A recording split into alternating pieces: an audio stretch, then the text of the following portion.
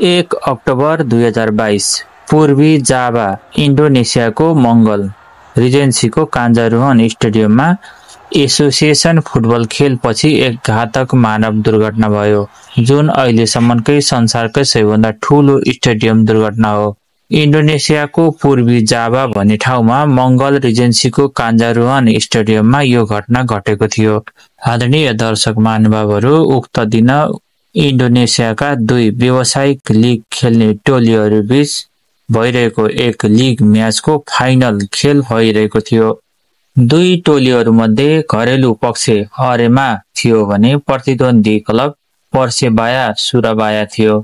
अरेमा समर्थकहरूले आफ्ना प्रतिद्वन्दी पर्सेबाया सुराबायासँग हारेपछि लगभग 3000 अरेमा समर्थकहरूले पिचमा आक्रमण सुरु गरे। त्यस दिन त्यो स्टेडियमको सुरक्षाको जिम्मा लिएर बसिरहेका प्रहरी अधिकारीका अनुसार समर्थकहरूले खेलाडी र टोली अधिकारीहरूलाई मुख्य निशानामा पारेर आक्रमण सुरु गरे। प्रहरीले खेलाडीलाई जोगाउन र दंगा रोक्न प्रयास भरपूर गरे, तर भिडले सुरक्षाकर्मीहरूसँग पनि झडप सुरु गरे। जवाफमा दंगा पुलिस इकाइहरूले अश्रु ग्यास प्रहार गर्न थाले। जब प्रहरीले अश्रु ग्यास प्रहार गरे, मैदानमा प्यारापिटमा जम्मा भएका समर्थकहरू भागदौड गर्न थाले। 37 वर्ष पहिलाको नेपालको दशरथ रंगशालाको जस्तै दृश्य त्यहाँ पनि देखियो।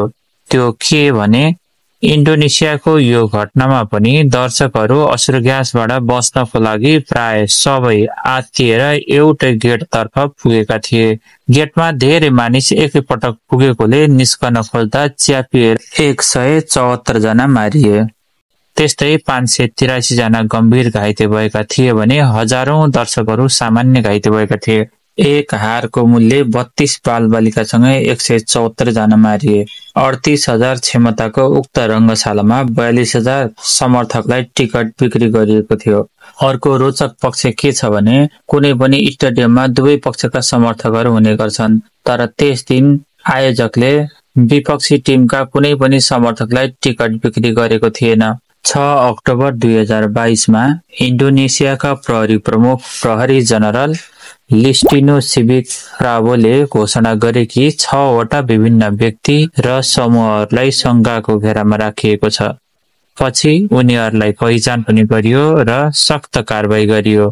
कारबाहीको घेरामा अरेमा प्रमुख सुरक्षा अधिकारी पनि परेका थिए। लापरवाहीको लागि अरेमा आयोजक समितिलाई पनि कारबाही गरियो। अनुसन्धानपछि अधिकारीहरूले जारी गरेको रिपोर्टमा घटनाको पछाडिको प्रमुख कारण पुलिसले स्टेडियममा अश्रु ग्यासको प्रयोग रहेको बताएको छ। फिफाले रंगशालाभित्र भीड नियन्त्रण गर्न कुनै पनि अवस्थामा अश्रु ग्यास प्रयोगलाई प्रतिबन्ध गरेको छ।